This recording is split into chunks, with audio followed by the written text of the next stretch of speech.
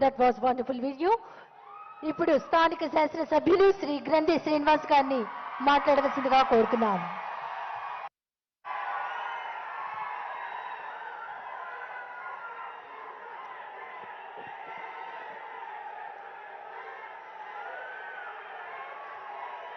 Second Bardoli స్వతంత్రోద్యమంలో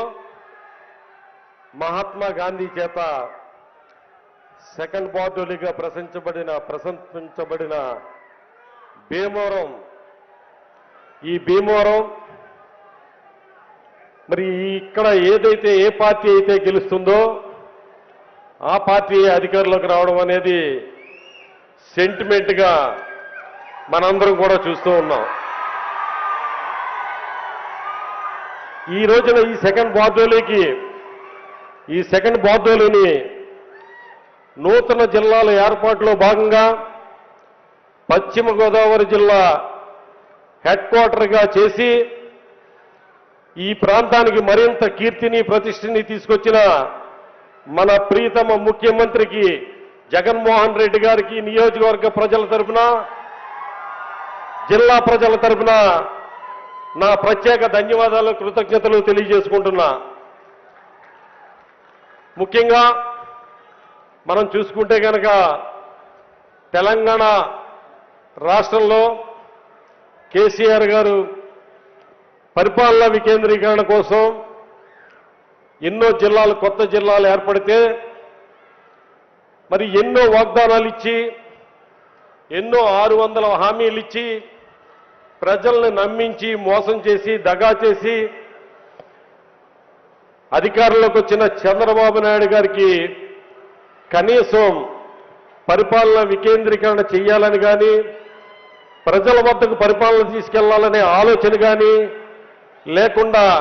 గ్రాఫిక్స్లో అమరావతిని చూపించి ప్రజల్లో భ్రమలు సృష్టించి తన పరిపాలన అవినీతిమయంతో ముందుకు తీసుకెళ్లిపోయిన చరిత్ర మనం చూశాం. మన ప్రీతం ముఖ్యమంత్రి జగన్మోహన్ రెడ్డి గారు కొత్తగా 13 జిల్లాలు ఏర్పాటు చేసి రాష్ట్రాన్ని 26 జిల్లాలుగా చేసి మన పశ్చిమ గోదావరి జిల్లాకి భీమవరాన్ని కేంద్రంగా చేసి మొట్టమొదటిసారిగా ఈ జిల్లా కేంద్రానికి విచ్చేసిన ఆయనకి నా హృదయపూర్వకమైన ఘనమైన స్వాగతాన్ని తెలియజేసిన భీమవరం నియోజకవర్గ ప్రజలందరికీ కూడా నా హృదయపూర్వక ధన్యవాదాలు తెలియజేసుకుంటున్నా. మన ప్రియతమ ముఖ్యమంత్రి గారితో పాటుగా విచ్చేసిన డిప్యూటీ సీఎం గారు కొట్టి సత్యనారాయణ గారు కానీ, అలాగే పౌర సరఫరాల శాఖ మంత్రి కారుమూరి నాగేశ్వరరావు గారికి, అలాగే శాసన మండలి చైర్మన్ కొయ్య మోషన్ రాజు గారికి, అలాగే హోమ్ మినిస్టర్ వంతి గారికి, అలాగే పార్లమెంట్ సభ్యులు మిథున్ రెడ్డి గారికి, వేదికను అలంకరించిన ఎమ్మెల్యేలకి, ఎమ్మెల్సీలకి, వివిధ పదవుల్లో ఉన్న ప్రజాప్రతినిధులకి, అధికారులకి, ఇక్కడికి విచ్చేసిన యావత్ యువతకి కూడా, అక్క చెల్లెమ్మలకి, జగనన్న ప్రియమైన మేనగోడలకి, మేనల్లుళ్ళకి మీ అందరికీ కూడా నా హృదయపూర్వకమైన ధన్యవాదాలు తెలియజేసుకుంటున్నా. అన్నా జగనన్న, మీ కుటుంబానికి మా కుటుంబం ఎప్పుడూ రుణపడి ఉంటుందన్నా. ఎందుకంటే అన్నా, చాలా చిన్న వయసులోనే నాకు దివంగత నేత వైఎస్ రాజశేఖర రెడ్డి గారు మిమ్మల్ని ఏ రకంగా ఆదరించారో కొడుగ్గా నన్ను కూడా అలాగ ఆదరించి ఎంతో మంది పెద్ద సీనియర్ నాయకులు ఉన్నప్పటికీ కూడా ఒక శాసనసభ్యుడిగా పోటీ చేసే అవకాశాన్ని ఇచ్చి 2000లో నన్ను ఎమ్మెల్యేని చేసిన ఘనత దివంగత నేత వైఎస్ రాజశేఖర రెడ్డి గారిదన్నా. ఆ తర్వాత మళ్ళీ 2014లో 2019లో కూడా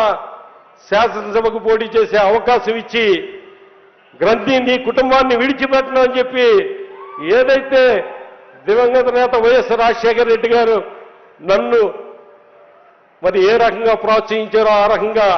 నన్ను వెన్నంటి ప్రోత్సహించిన మీకు సర్వదా ఎప్పుడు కూడా మా కుటుంబం రుణపడి ఉంటుందన్నా. మీకు ఎప్పుడు నా హృదయపూర్వక ధన్యవాదాలన్నా. మీ అందరికీ తెలీదు, 2019 ఎన్నికల ముందు